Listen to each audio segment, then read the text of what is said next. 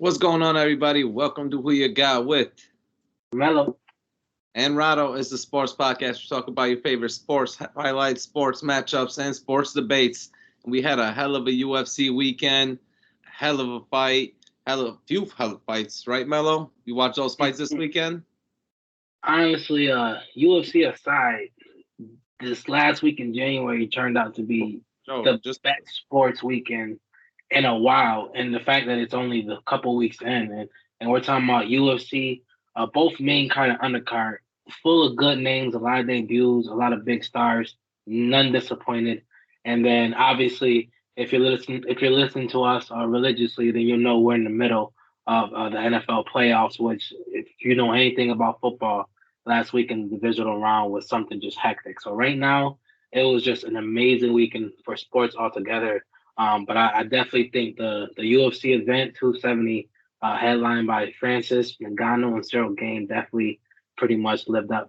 I'll be honest, I wouldn't say lived up to his expectations because I actually didn't come out good when it came to my choices, but it lived up to other people's expectations. I mean, as far as expectations, I think it definitely lived up to it. And I mean, as far as the weekend, this weekend for sure lived up to it. Like you said, I mean, we had NFL, we had a lot of NBA going on. NFL's in the playoffs right now. NBA, there's a lot of teams trying to push for those first seeds before All-Star break. And obviously, UFC 270, a monumental event. I mean, obviously, you got two heavyweights with championships fighting each other and two co-championship matchups that were pretty incredible. Both of them were. And I'm definitely down to talk about both of those co-championship matchups that we had because those are some amazing fights. I don't know about what you thought, but I thought it was amazing. That's what we're here for, man. We definitely dropped our predictions for this card. And honestly, we just stuck to the top two championship fights. We went over some awards, but at the end of the day, you could spend hours talking about what these two were bringing or what these four were bringing to the table, especially one of them being a trilogy match. And obviously, there's so much to unload. If you don't know by now, favorite and title holder in the flyweight division, Brandon Moreno, lost his belt in a tightly 48-47 decision. Deiveson Figueiredo. And I'll be honest, even when it lost, like I was 100% surprised that they gave it to him. But then going back, like a lot of people felt like Brandon got robbed, but going back, I had to talk to one of my homeboy Frankie, and we just talked about it on Facebook, and I was like, okay, I could see the logical reason. That was just too close to call for a lot of people. But at the end of the day, they weren't about to give those two men another draw. Yeah, that's I definitely agree with that. They definitely weren't going to do that. And so I think the big difference in that fight was that first round. So when clear Brandon won the second, clear Deiveson won the second, Brandon won the third, Deiveson won the fourth. To most people, including myself, it looked like they were going into that fifth round tied at 2-2. I think a lot of people were thinking that. A lot of people definitely had after third round was definitely, most likely 2-1 Moreno, and then Figueiredo had a great fourth round with a couple, at least one knockdown in the fourth, and they came into the fifth. What most people thought was 2-2. Right, with momentum on Figueiredo's side, though. Exactly, 100%. At that point, it looked like, it was looking good for him. The one thing that I guess the first round, that's where the big discrepancy was. Some of those judges, at least one of them, gave Figueiredo that first round, where I'll be honest, I thought Brandon won that first round. I don't know. It was very, very close. Yeah. Very close. So I'm going to have to rewatch it. It might have been my bias because I wanted Brandon to win.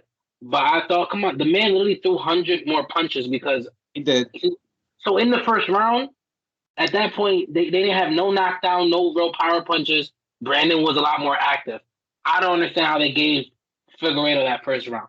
Like I said, gotta rewatch it. Really go with the score, see what they saw, try to fill in the space in between. So obviously I thought it was 2-2 going into the last round. That last round still hard to judge as well. Looked like Brandon started off really good. Yep. Then Figgy got a couple combos, dropped him, yeah. But when Brandon got up, they started exchanging, and he caught Figgy at least 2-1 on the, like, 4 to 5 punches. At that rate, when they was basically exchanging, and it looked like Brandon caught him a lot more. But it became clear that those knockdowns counted, and it was Brandon's overconfidence, man. He knew that he had the skill, but he was just being cocky. He didn't feel like the power would hurt him. When you get dropped multiple times in a razor-thin fight like that. Right. Especially now that I see that they gave him that first round, I can easily see now how they gave Figgy the fight. Especially because, like I said, they weren't about to give them a draw.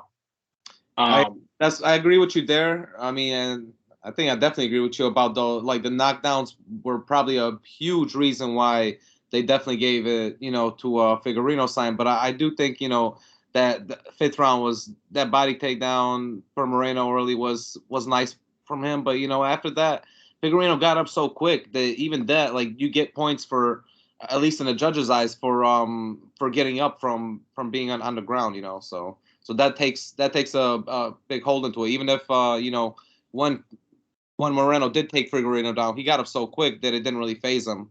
As far as, like, the other way, when Moreno was the one that got hit and knocked down, that kind of phased him a bit more. Obviously, Figueiredo didn't get in there to finish him, especially with that in that third round when he had a chance, and then it was like the last 10 seconds, and he couldn't really finish him because obviously the round pretty much ended. So I thought his best chance was that third round for me after that knockdown. But you're definitely right about knockdowns were definitely one of the top reasons why he would have won that fight. No, and I gotta give it to Figgy. Getting Henry Cejudo in his camp, I promise you, was the biggest difference. He stayed back. One, the leg kicks or something new. Yeah, he's a mixed martial artist and he's very, diverse. But he was really trying to pick apart Moreno. He was refusing to. Now, there's a couple times where he did go into those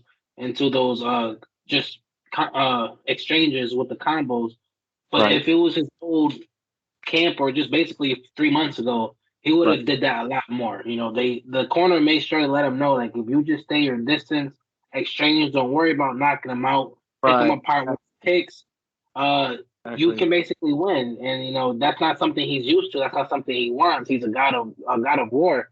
And like I said, there was even probably points in that fight where he's probably thinking, like, up until I would probably say up until the knockdowns. There was probably a point in his head where he's probably thinking it's not working. Like, I really want to, like, go in there, like, you know what I'm saying? But he stayed to the game plan. He stayed true to what his corner wanted to do. When he got that takedown in the third round, that was pretty much a momentum changer. Then he was still able to kind of feint him with the takedowns, throwing the leg kick. At that point, Moreno's comfortability kind of disappeared. At that point, he kind of like, oh shit, like, obviously he took Figgy serious the whole time. But at that point, he's all right, like, he's not the same fighter. Like, he said afterwards, he said his ability to not engage was one thing that really surprised him. Yeah, and that has a lot to do with being in Henry's corner. So I don't know, man. I seen the best of both men this Saturday. So literally the best of them. So I definitely agree with a lot of your points, but I mean, as far as the reason why you think Figueiredo might have won that first round is he was definitely like the initiator the whole time, like the whole fight. He was the initiator, obviously, and Figueiredo was just kind of picking his spots. But the reason why the judges didn't really look at that first round as like too much in his favor is because those punches, even though like some of them might have like landed, they weren't hard. They weren't really. These are just like test punches, test the other guy out, keep him at bay and test him out. It wasn't really till like the second round till they started really laying it out on each other. I was surprised that the judges gave this one a unanimous decision, though. I would have thought that, I was surprised that not all three of them gave it to Figgy. What fight did y'all watch? Exactly. And that's when it came down to that first round. For me, it came down to literally the fourth and fifth round because the judges saw that momentum. Like after the third round, it looked like Figgy was pretty much on hold. Like the one thing that Moreno did have is kicks as well. Like I know you were talking about Figueiredo's kicks gotten a lot better, and I think that's a really good thing for his fighting because I mean, the guy that had the better leg kicks usually was Moreno in these fights. Like, he was always the guy that was hitting the shins and trying to get, like, high kicks. And this time, you know, Figueiredo definitely figured it out. Like, in the 4th round, he got, like, a few leg kicks out on his own. You know, he had a few combinations. And he got a huge body kick, you know, to Moreno, which, you know, it didn't, like, stun him, but it pushed him back a little bit. So then Figueiredo could start going in and doing some more jabs. It was a tough 4th round, but I definitely saw Figueiredo definitely showed off way more skill in that 4th round. And obviously the 5th, like I said, Moreno did have a nice takedown, but after that takedown, it looked like Figueiredo was in control of the fight. Even those last 15 seconds where they were kind of wailing at each other, the last 15 seconds of the fight, it looked like Figueiredo had a few more shots like landed and tougher shots. I really thought that Figueiredo showed so much more skill from the previous fights. Obviously, it was like a different fighter. Totally different fighter. Obviously, that second fight, they were on the ground a lot more. They stood on the ground a lot more. This fight, even Figgy, he didn't want to stay on the ground. Once he got knocked down, he wanted to get right back up. Moreno would definitely he got him like one time in that 5th round, and Figgy just got right back up. So he definitely didn't want to stay on the ground there. You could see it. I agree with you. I definitely think that the fight shouldn't have been scored what it is. I just feel that the way that the fight was going, you could definitely see that Figueiredo was the better fighter that night, even though the initiator was Moreno most of the night. I do believe that Figgy, after that 3rd round, he showed that he was just winning in a complete fashion, you know. No, so for me, it was basically, that's why I say it was the first card, because they basically first round. First round, because the 2nd, 3rd, and 4th was pretty much 2 to Figgy, 1 to Moreno.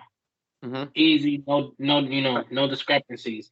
Right. The 5th could fall either way, but the fact that all 3 scored it in Figgy's favor, and that's because it was that first one that was so, like you said, that takedown in the 5th, they still could have probably scored it Moreno. But the one who I'm gonna have to look it up, but the one who probably scored it Moreno probably still scored the 1st round in Figgy's favor. Right. So that's why it was a little weird for me, because exactly. The round had the 1st and 5th. And then one judge had the 1st round winning. Basically, that's what it was. So and either one, and they both had Figgy. Right. And that's the part that's weird to me, because it's probably all 3 different type of scenarios, but the fact that all 3 felt 48-47 on Figgy's side was baffling. Baffling. But at the end of the day, he was the better fighter that night. So yeah, I mean, I agree. I don't agree about that 1st round. I do believe it was a little bit closer than you say. I mean, Figueiredo definitely, like I agree that Moreno was the initiator, so he definitely showed that he might have been like pushing forward more, but Figueiredo like had Moreno a few times on the fence, and he had him tripped up a little bit, obviously, like the low kicks by Moreno were a big deal for that 1st round, but I do think that it became a lot closer than it was. That's how I had it. I mean, oh wow, I looked it up. All 3 of them had Figueiredo winning the 1st round.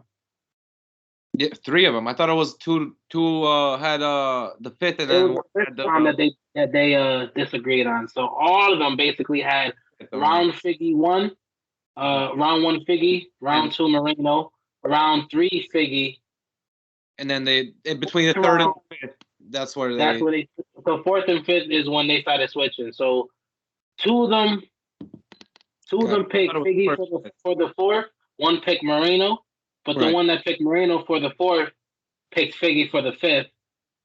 And the 2 that picked Figgy for the 4th picked Moreno for the 5th.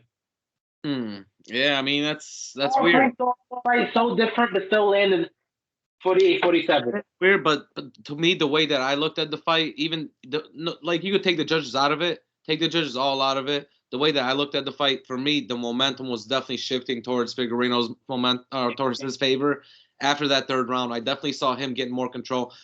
Even Moreno even got bloodied a little bit in his eye after that 4th round. Going into the 5th, it didn't look like it phased him. I thought it was gonna a little bit more going into that 5th round, but it really didn't phase him. But I still thought that, like, you know, you could definitely see the momentum shifting in Figueiredo's favor. If they would have fought another 5 minutes, maybe, I do think that you would have saw Figueiredo definitely possibly take him out. You know, it just looked like Moreno was a little more out of it. Even at the end of the fight, he was a little more gassed. No, that's a fact. And both of them boys just pretty much threw out like so much output through that fight. And the question is, what happens next? And here's the thing: we talked about this a little bit on our podcast, and I'm glad that we did. Just, you know, last week when we had this fight, we had the question, you know, what would happen next if Figueiredo would have won? And that's the thing. I didn't really think there'll be a fourth one because I didn't think he was going to win. And here's the thing: there's never been a fourth fight, like there's always in trilogies. There's never been a quadrilogy in a UFC fight. And I just made that word up. I don't know if it's real, but there's dictionary. I don't know if it's real. Check me out on that one. If not, then it's one of our isms. Ain't right? No other word for it. Quadrilogy is a word.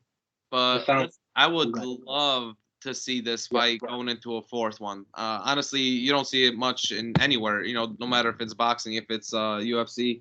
I mean, even if it's basketball, obviously most of them are three-peats. So it'd be amazing to see this, just because the first one was a draw. If the first fight that they had wasn't a draw, let's say the first one would have won to Moreno, even if it's 2-1, I would still have it, obviously, Moreno. Or 2-1 Figueiredo, I would have it 2-1 Figueiredo. As of right now, the way that it's sitting, they're 1-1 is their record. You know, 1 win, 1 loss, and 1 draw against each other.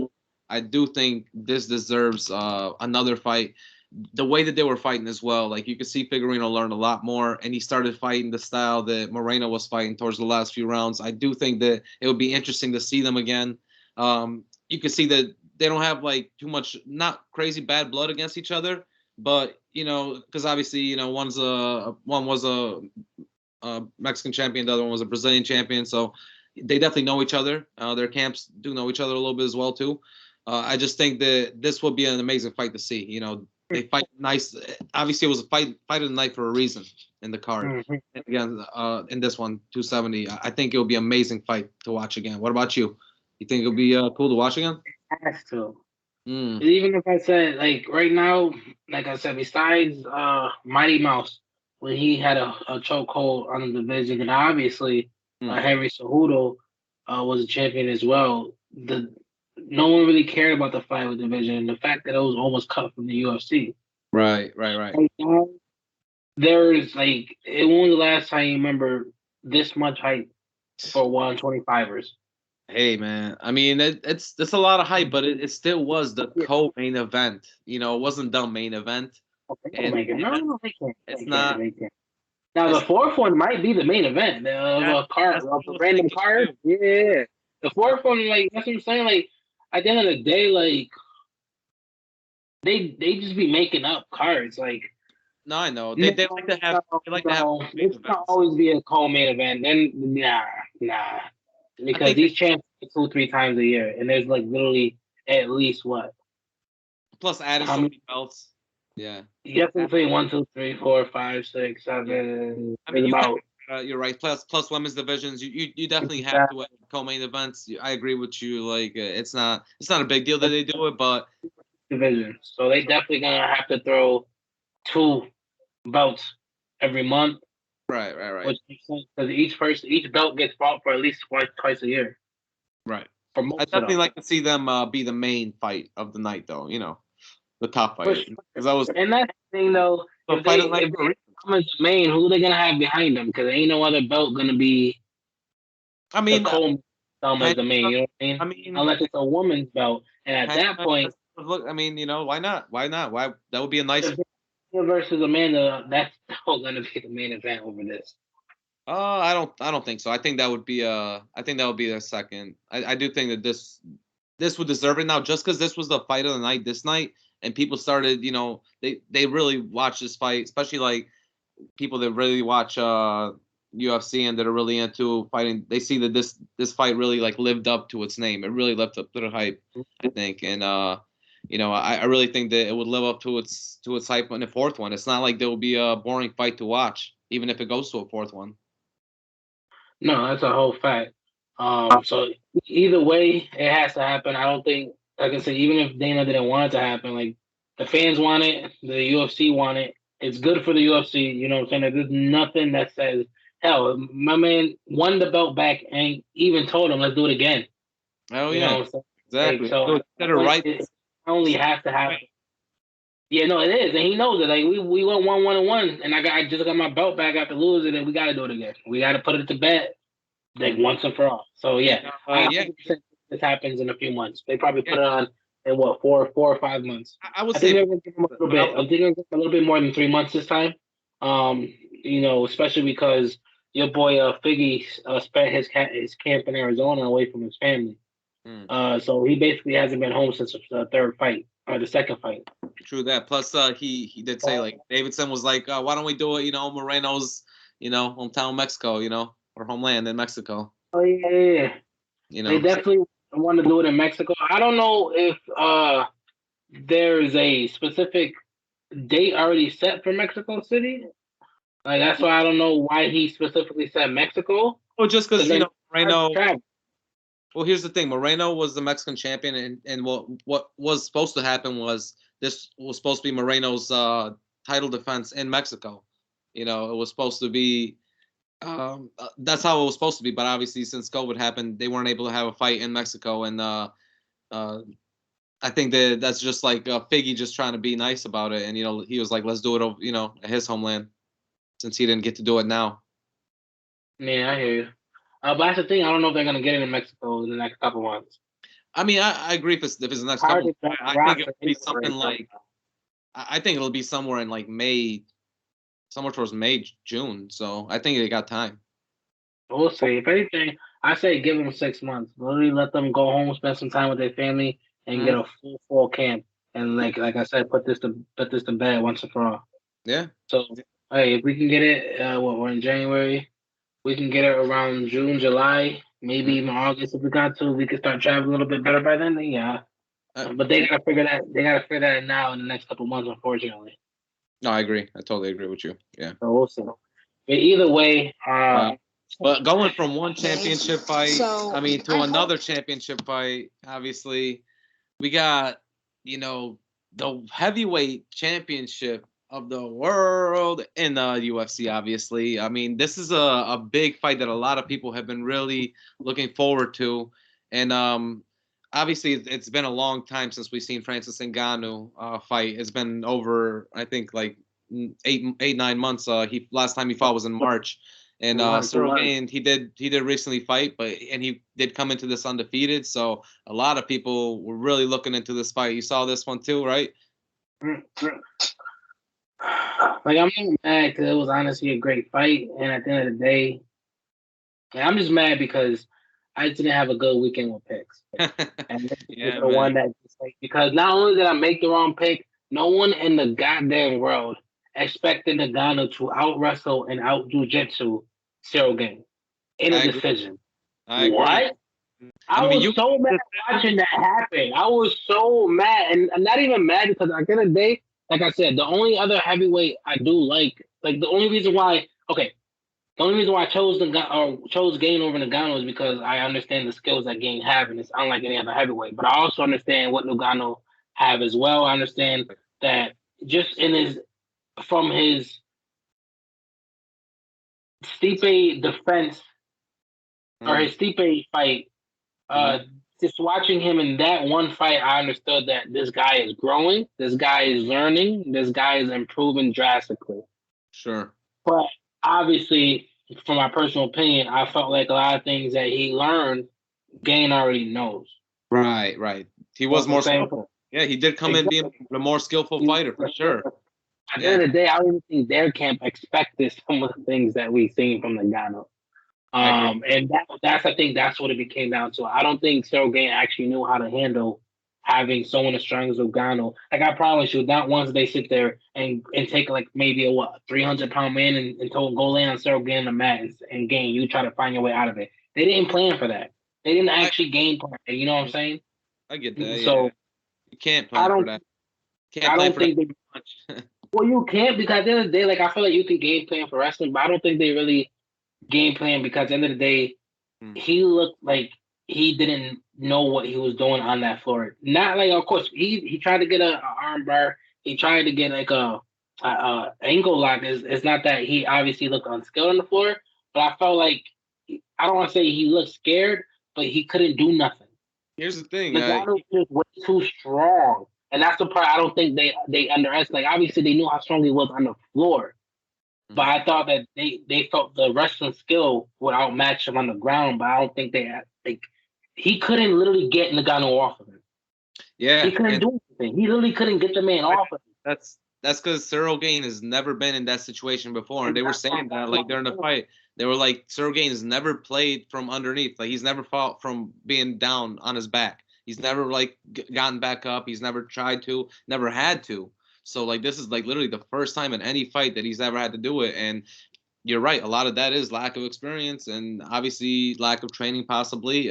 It could be there's nobody that you could really get that can that looks like Ngannou that can lay on top of you, because Ngannou's like a specimen that we've never seen before. I mean, but it's interesting, though. That was the first time that he's ever fought from his back. Yeah, because the game plan was to pretty much go in and out, tag him, and if you felt that you was going to be in danger, to grapple him.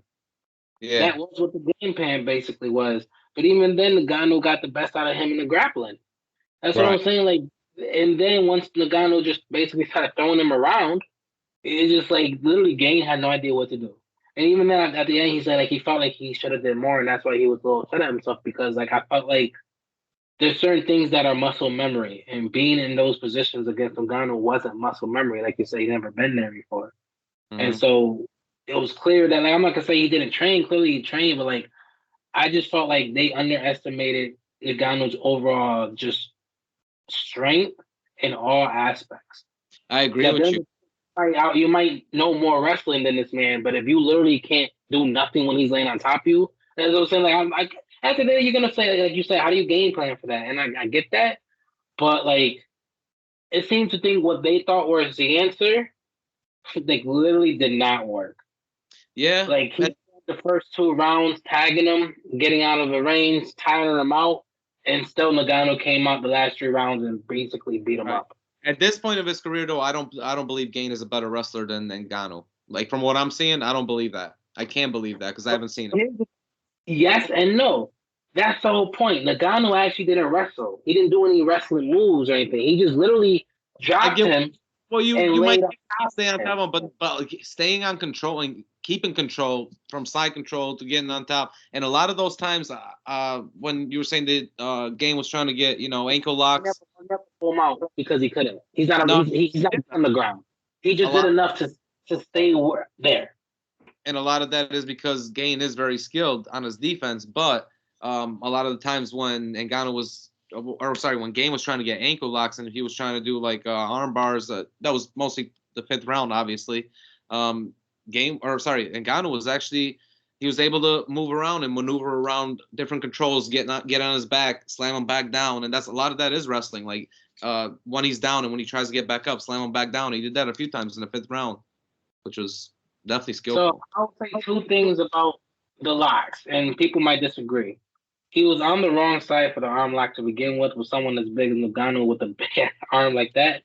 He wasn't going to do it without the right axle and with the right... I think he needed to do something because he was losing that fight at that time, and he needed to do something. The way that I saw this fight... The arm was like early on before the 3rd.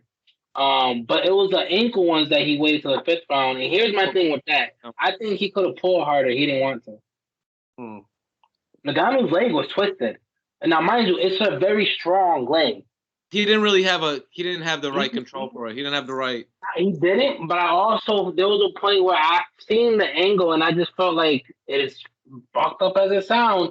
If he really just like, too, but even commentators were saying that he didn't have the angle. And at the end of the day, that leg is so fucking fat. Like, you can't just. That's true. You even have to. And he's not that type of fighter. He's not going to try to enforce bodily harm or anything. But even like commentators, that might have been what lost him the belt. Because if he would have submitted him, he could have had it. I mean, even the commentators were saying that at that time he really didn't have that type of control, that angle to get his leg like that. They were even saying.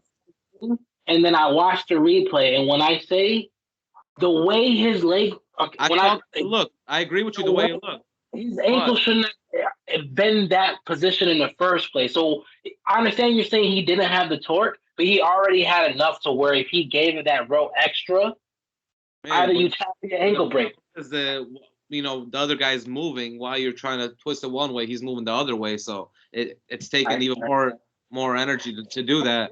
If you roll more into that, then Ngannou would have been forced to try to roll with you. Yeah, at that point, I agree. Tried more. You could have did more from that position. He could have forced more, even with that specific ankle lock. He could have forced more action. Could have forced the ankle lock into more of a lock, or even forced Ngannou to actually roll with you, because at that point he had to decide either wrist tapping or try to maneuver out of this. And at that point, you got both of y'all rolling on the mat. You could have escaped, got back up. You know what I'm saying? You could have did something. At a certain point, he never got out. I do agree with that. He should have definitely tried to use more force to get more control, to twist around to get the leg. To get his chest on the ground. So you know what I mean? Yeah.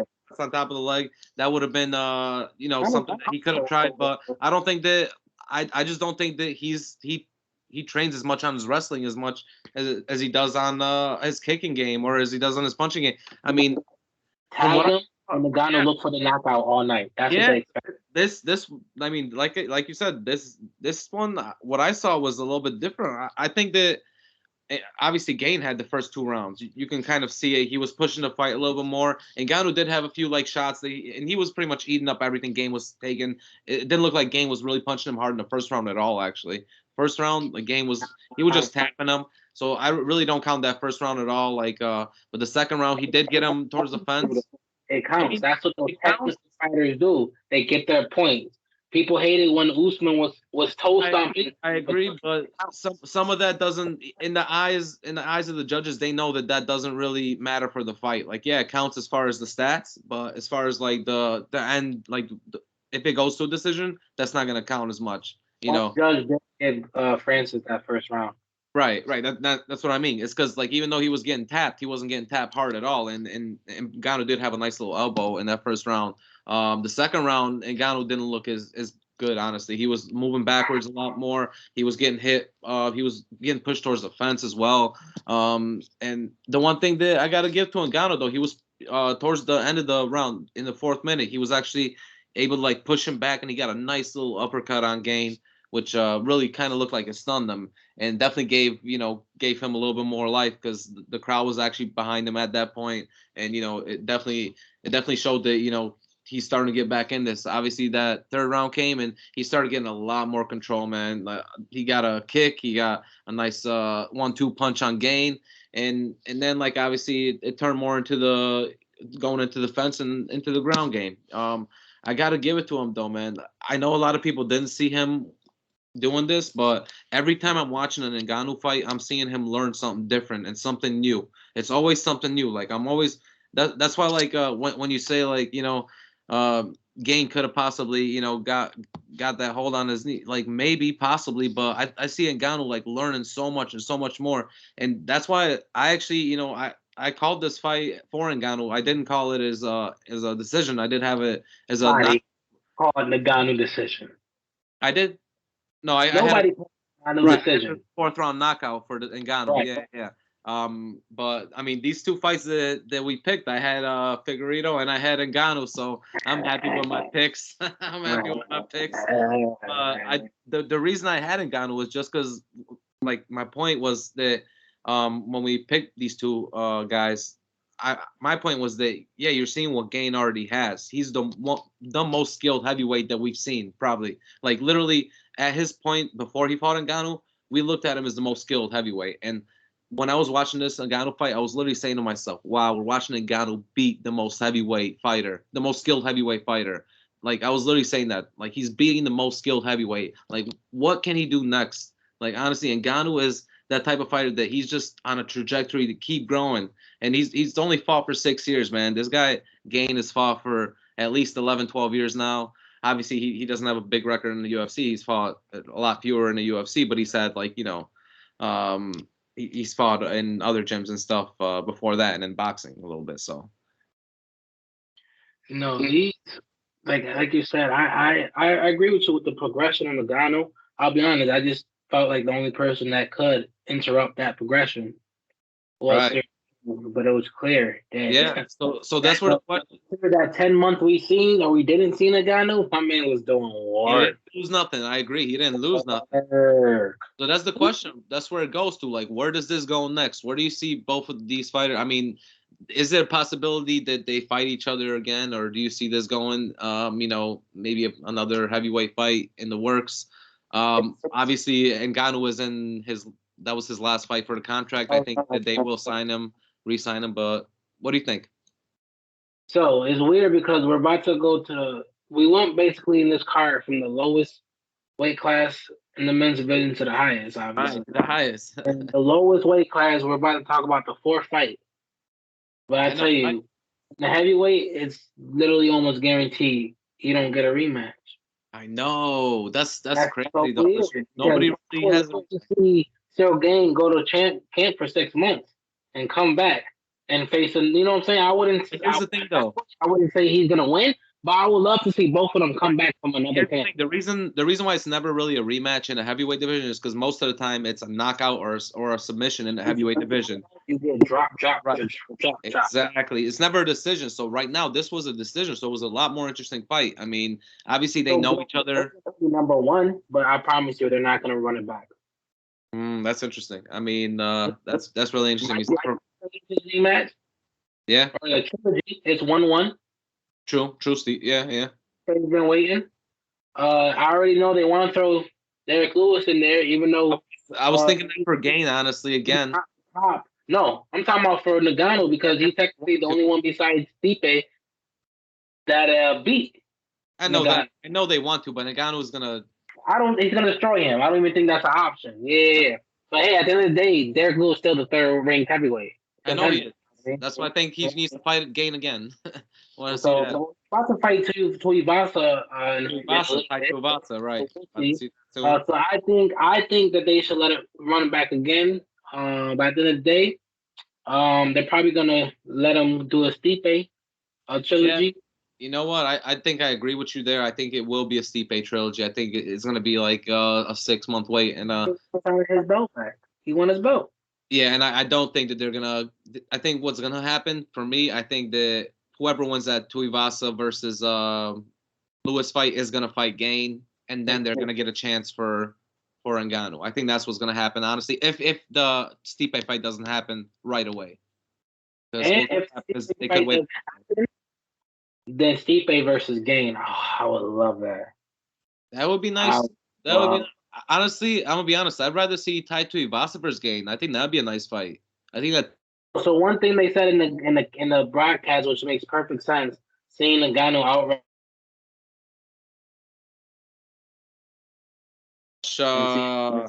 Say that quote one more time again. I want to hear that. I want to hear that quote one more time, just for the people to hear it.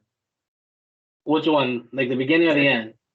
Say it all again. That what they said on the broadcast.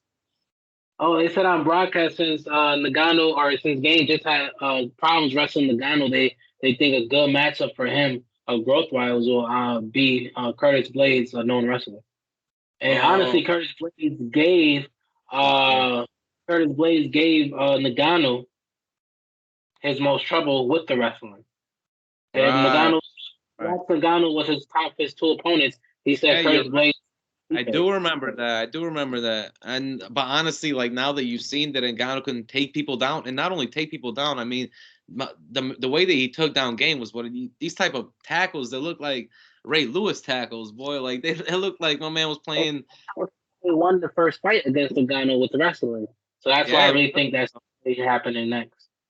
That would definitely be interesting to see. That would definitely be something that I would be interested in seeing. Obviously, there's another guy out in the ranks that's not really in there, Joe John Bones Jones. Obviously, there's. I don't know what they're doing. I don't know if they're ever going to come to something until he puts pen to paper. I can't count him.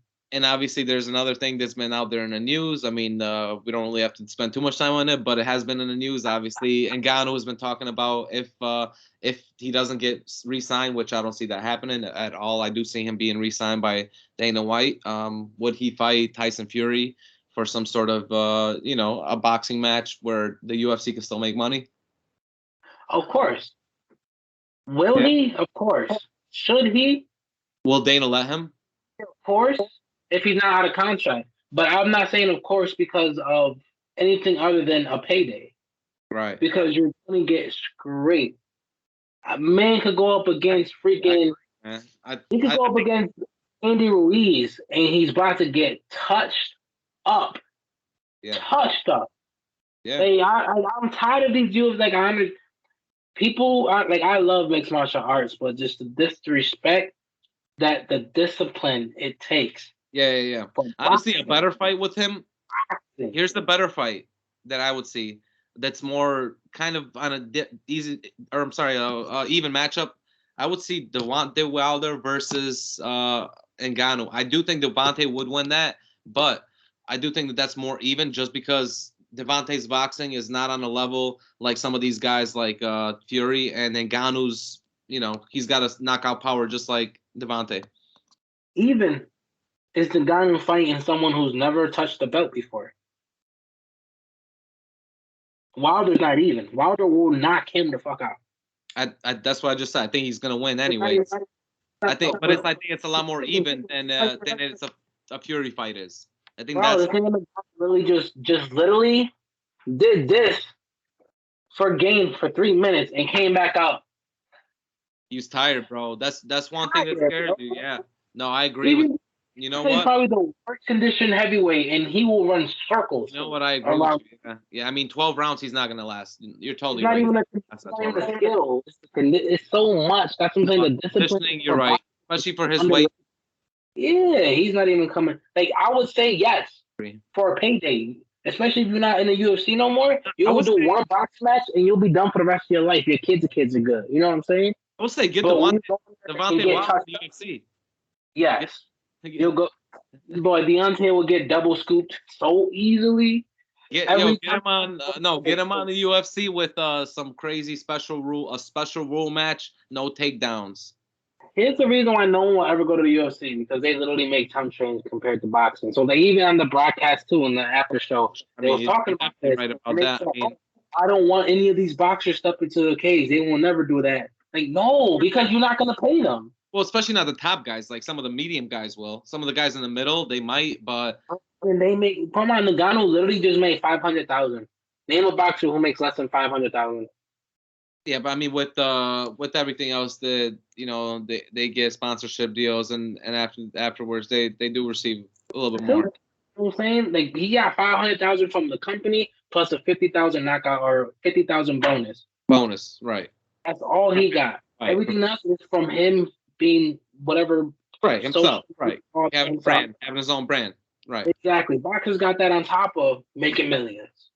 He literally made $500,000 the best fighter. Well, maybe, but I do think the UFC is starting to get on a level that, on the same level as boxing. I do think that with their TV sponsorships, they are going to start to pay fighters more now that they got ESPN Plus. They're doing UFC Fight Night, and obviously with this pay-per-view stuff, I don't know if they're gonna want to create like their own UFC streaming channel or something like that, kind of like the WWE has. I do think that they could potentially, make some more revenue that way. I do agree with you that they need to pay the fighters more. There's just no going around that. But I also think that boxers don't make nearly enough money. I think that the promoters make way more than the boxers do. So I think that even the boxing structure is not perfect.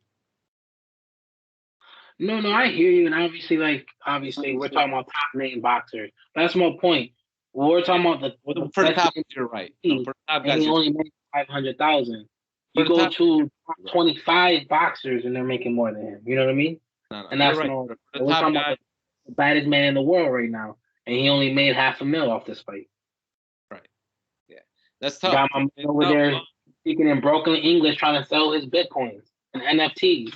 Yeah, but he's doing it though. He's doing it. He's selling them NFTs. I'm about to get one of them. I want me an Ngannou NFT. I'm his friend, bro. I'm his friend. You can own that moment. Like, bro, do you even know what that means? Yes, yes.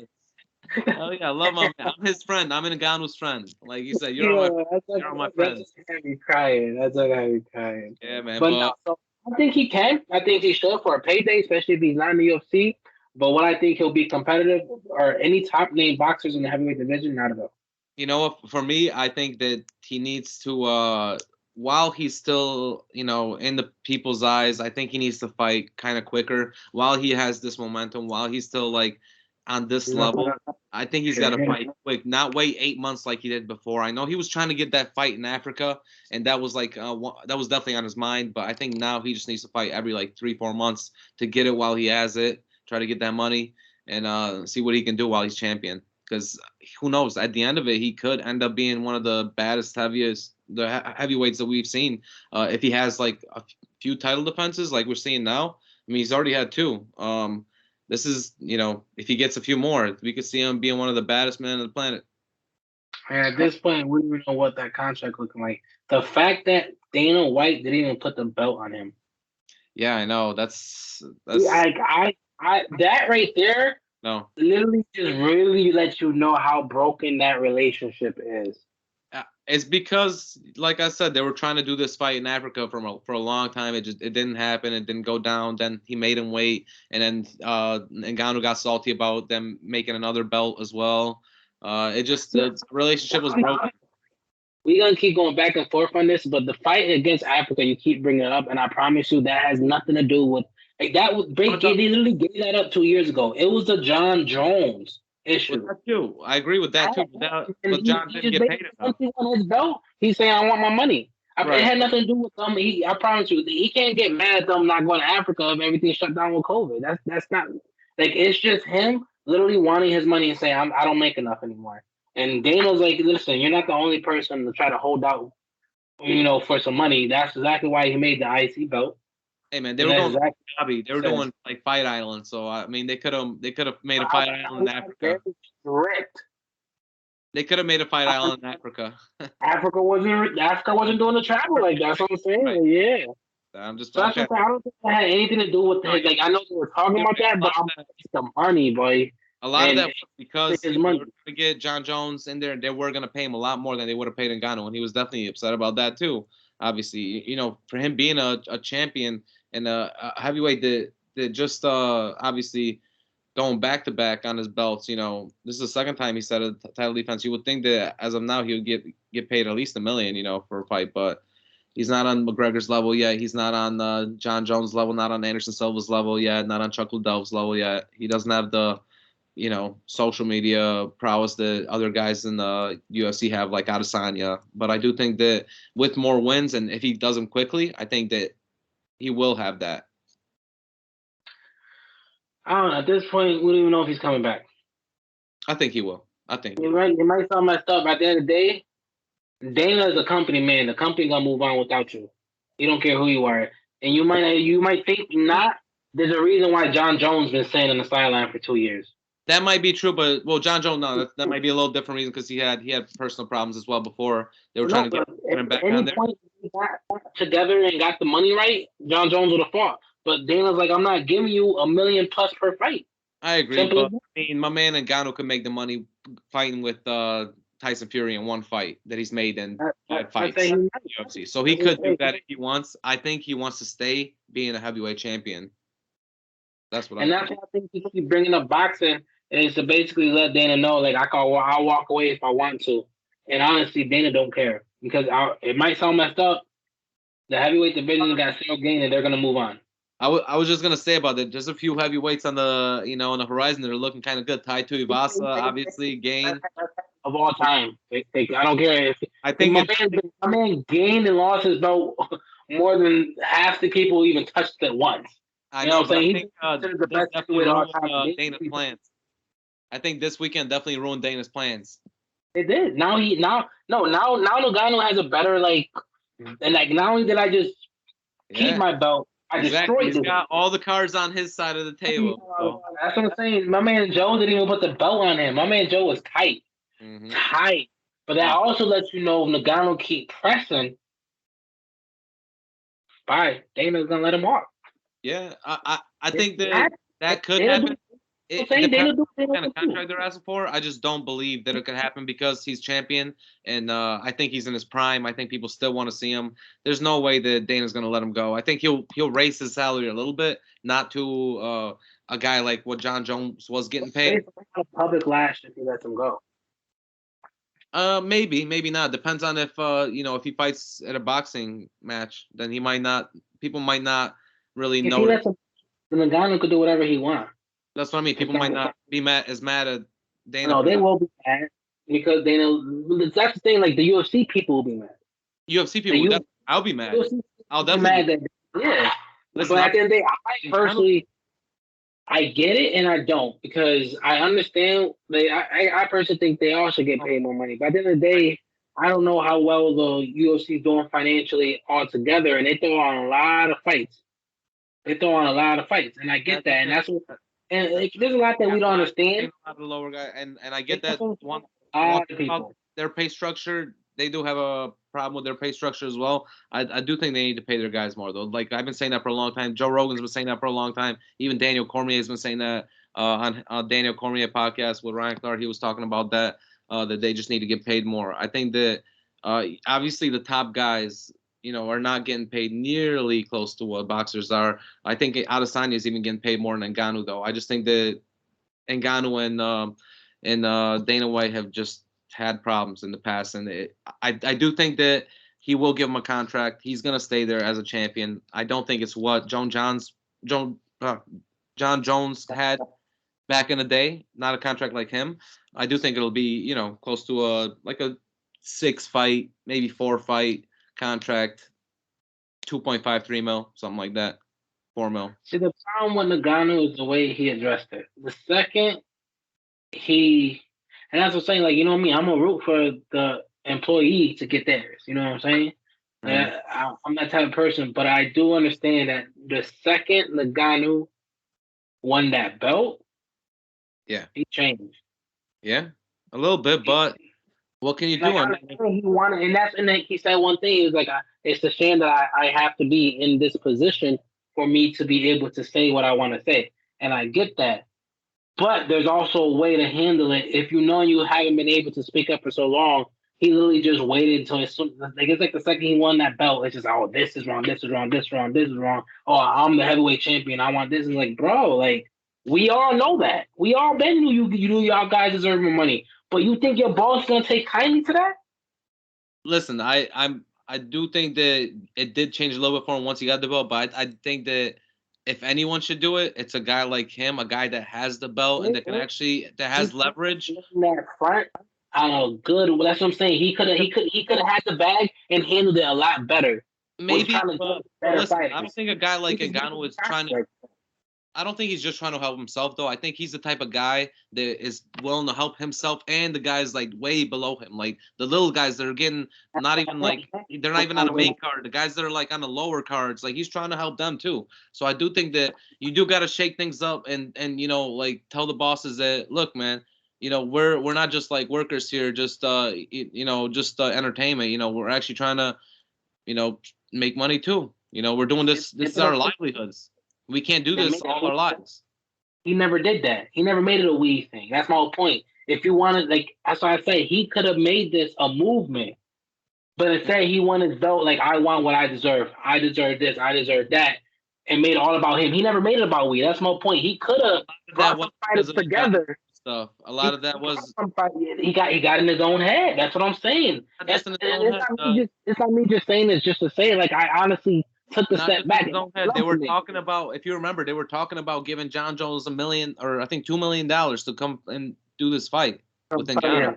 To fight Ngannou. They were offering Jon Jones $2 million, whereas they were going to offer Ngannou probably something like this fight, $500,000. So obviously, if you're the heavyweight champion of the world in the UFC, I mean, obviously Jon Jones is more popular than you, but as far as the belt, you have the belt. And you're definitely going to be feeling salty that they're offering this guy quadruple what you're making. I hear you. No, and that's what I said. A lot of it stemmed from the Jon Jones situation. And at this point, he can't even say his own name without saying Jon Jones. So like I know he's tired of it, but at the end of the day, I felt like he handled a lot of it the wrong way. Hey, who's to say? You know what I'm saying? We don't understand what he's going through. Yeah. But clearly, Dana White didn't even want to put the damn belt on him, and no one knows what's about to happen for this contract. So I would definitely say that relationship is broken. Maybe I think that they're going to stay together, and I do think he's going to get another 4 fights. They're going to try to, but they're not going to save it. The reason why Jon Jones is still out there is not because he got other issues, but it's because Dana White not giving you $2 million. Nah, not $2 million. That's why because Jon Jones swear I want this, I want that. He'll give him one. Literally, and then I know they're negotiating, but Jon Jones came in there and then publicly came in like, this is what I want. I know, that's what he wanted. One thing about Dana, he hates when things. I make things public, especially about business. True. He hates that. That might have been a bad deal on his part, but you always shake things up and it goes into the media, and then the media gets to talk about it, and then they get to judge it. That's the biggest thing about it. And then obviously that puts like pressure on the guys that are like on guys like Dana White. It gives public pressure to guys tweeting him all the time like, oh, give this man this money, give the man the money. Like it just puts pressure on him. Even though if it doesn't affect him, it might not. That's what I'm saying. Right. We've been doing that for how long? I get it. It might not affect them, but it still puts that public pressure that saying like, come on, give the man the money. And that's what I've been saying for Ngannou for a long time. Give the man his money, because I think that he is a different type of champion. They need to keep him in the UFC because I think he's just getting better. For me. No, his performance this weekend was honestly on a whole nother level. I still 100% think, besides Ngannou losing his belt in a knockout or decision to Stipe, that Cyril Gane is the next heavyweight in line. I think so too. I think in the future we'll see him, or my other option would be a guy like Tai Tuivasa, who I like. I think that he has a chance to be a heavyweight champion too. But I do think a guy like. Might go get knocked out. Stop playing. What is it? Say that one more time. I might go get knocked out by Derek Lewis. Maybe. A lot of guys. I think Derek is the favorite on that one, but I think Ty's. I think I got the underdog again, just like I had the underdogs in these two fights, Figueiredo and my man Ngannou. Got to give it to him. Yeah, I was so mad. It was such a. I haven't had I think between that and 4 NFL fights or 4 NFL games, I went 2-4 this weekend. It was a bad weekend for me when it came to picks. Yeah, I lost one, and that was the obviously that was the 49ers game. Yep. I think everybody lost that except for 49er fans. Right. We'll definitely talk about the NFL on another episode, but this episode was for the UFC, and what a great episode it was. I mean, talking about this weekend, and we talked a little bit about what's going to happen in the future, and I'm glad we at least got to talk a little bit about their contract situation and, the money situation with this, because it all plays a part of it, and it's going to be interesting what happens next in the future. But I want to appreciate all the fans out there to listen to this episode. If you guys want to watch the episode in its entirety, please check us out on YouTube and on our social media pages if you got any questions for us. You already know, man. We love the fan interaction. We're the reason why we do this. We want to make sure that we give you good content. Of course, all the sports you love. So obviously, let us know what you want. Let us know what you love. Let us know what you hate. It's the same deal every week. We're going to keep bringing you everything that we can. We got a couple of surprises coming up this year, a lot of good work coming out, and we're going to make sure that we're going to grow. It's almost down to our first year, less than 2 months away from our first full year, and we couldn't be more happier, and it's all because of you guys. That's right. So appreciate you guys again, and follow us on social media and check us out wherever you get your podcasts. And thank you for listening to another episode of Who You Got with MELO and RADO. We'll see you guys next time. Peace.